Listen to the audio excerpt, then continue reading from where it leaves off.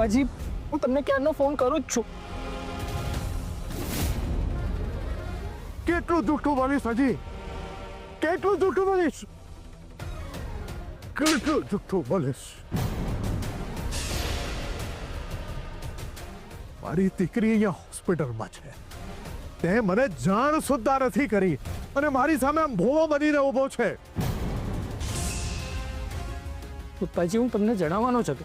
મેં વિચાર્યું કે રાધા ભાનમાં આવી છે એટલે અમે બંને તમારા ઘરે મળવા આવવાના જ હતા.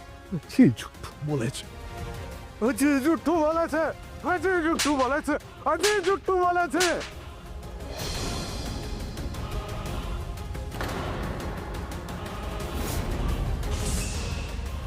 પપ્પાજી મારી વાત તો સાંભળો પપ્પા. પણ તને તો હજે નહીં છોડો.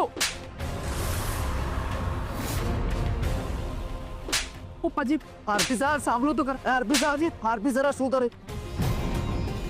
ક્રિશ, મિસ્ટર પરીખ, આ તમે શું કરો છો? આરપી સર નહીં, પ્લીઝ પ્લીઝ તમે. હાથે કોઈ વચ્ચે નહીં હવે. એક દીકરીના બાપ તરીકે અત્યાર સુધી મેં ખૂબ સહન કર્યું છે, ખૂબ સહન કર્યું છે મેં. હવે મારી સહન શક્તિ પૂરી થઈ ગઈ છે.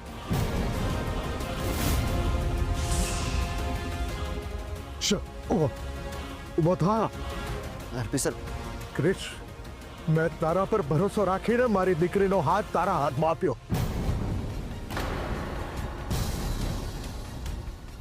મને એવું હતું કે મારી દીકરી તને પ્રેમ કરે છે, એનાથી વધારે તું એને પ્રેમ કરે છે, પણ એ મારો ભ્રમ હતો. ક્રિશ, પપ્પાજી એવું નથી. ખબરદાર, ખબરદાર જો મને પપ્પાજી કહ્યા તો તારા મોઢામાં શબ્દ સારો નથી લાગતો.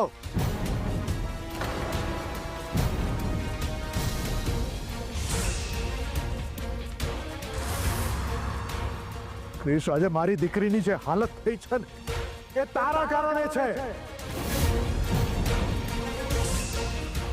મારી દીકરીએ તારા અને તારા પરિવાર માટે શું નથી કર્યું ક્રિશ? પણ તે મારી દીકરી સાથે શું કર્યું? અરે એના બલિદાનનું ફળ શું આપ્યું તે?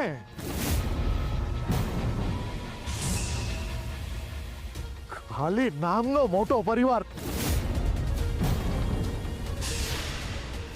ક્રિશ, મારી દીકરીએ મજૂરી કામ કરવું પડ્યું, એ પણ તારા લીધે.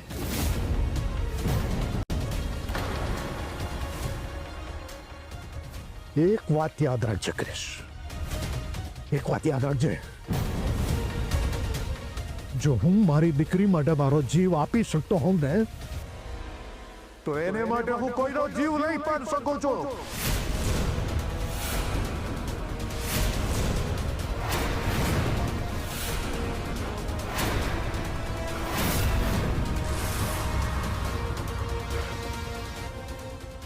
બસ મિસ્ટર પરીખ, બસ.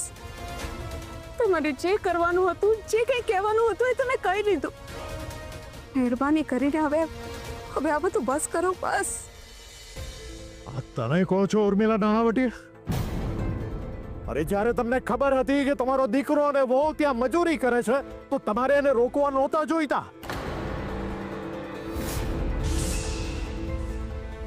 અમારી ઓફર તમે ઠુકરાવી દીધી ત્યારે તમારા પ્રત્યે અમને ખૂબ માન થયું હતું ઉર્મિલાબેન.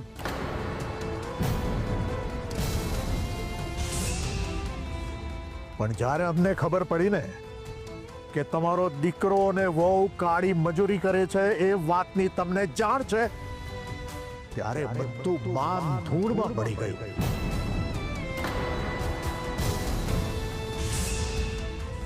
અરે મારી દીકરી લગ્ન કરીને તમારા ઘરમાં આવીને ત્યાર પછી એક પણ દિવસ એવો નથી ગયો ઉર્મિલાબેન જ્યારે તમે એને સંભળાવ્યો હોય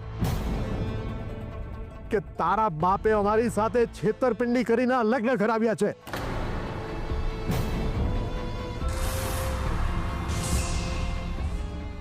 મારી દીકરીની આવી હાલત કરી નાખી છે તો હું કોને દોષ દઉં?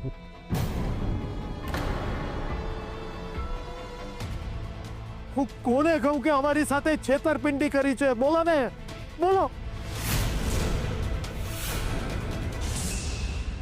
ના ના આરપી સર, આમાં મમ્મી અને ક્રિશભાઈની કંઈક મજબૂરી રહી હશે. તું તો બોલતો જ નહીં શૌર્ય.